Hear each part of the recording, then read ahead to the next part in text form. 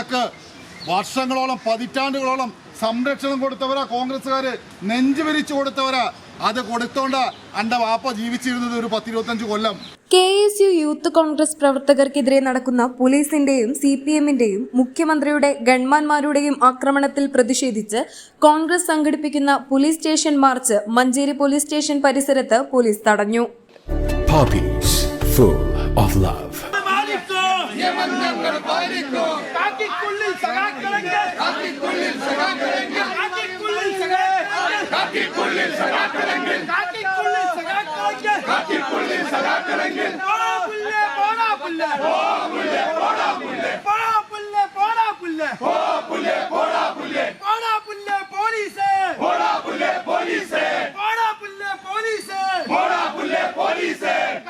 നിങ്ങൾ ആലോചിക്കണം, കേരളത്തിലല്ല ഇന്ത്യയിൽ ഒരുപാട് സഹന സമരങ്ങൾ കണ്ടവരാണ് നമ്മൾ.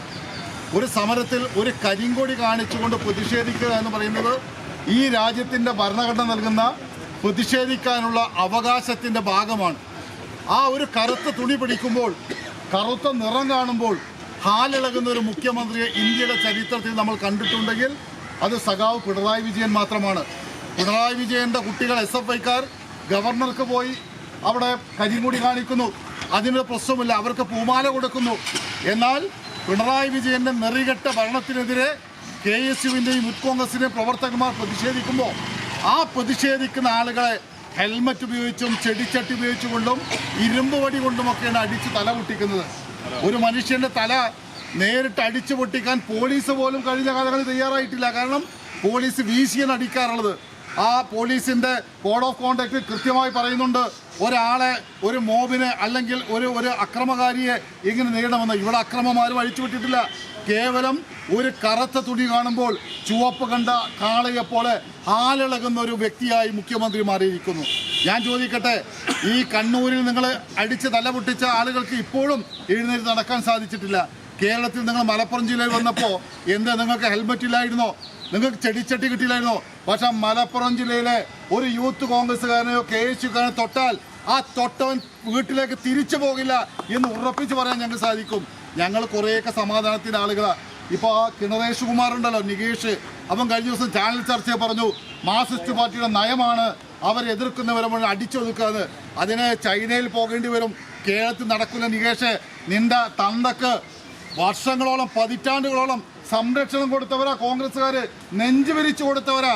അത് കൊടുത്തോണ്ട് എൻ്റെ വാപ്പ ജീവിച്ചിരുന്നത് ഒരു 10-25 കൊല്ലം. അല്ലെങ്കിൽ കാണാമായിരുന്നു.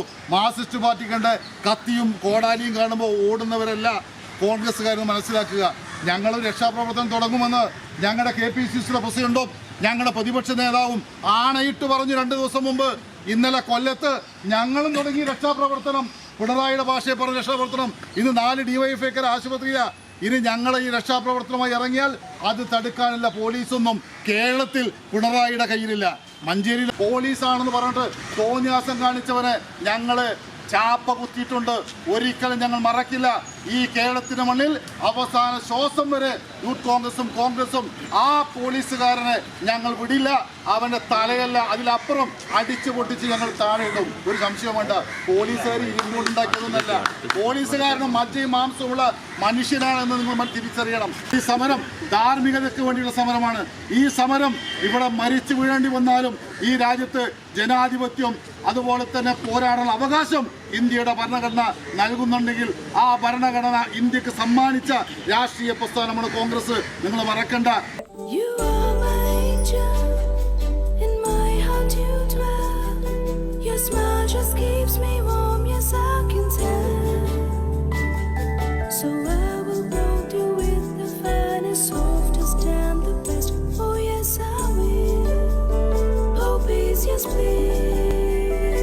Poppies, the way we love, the way we care.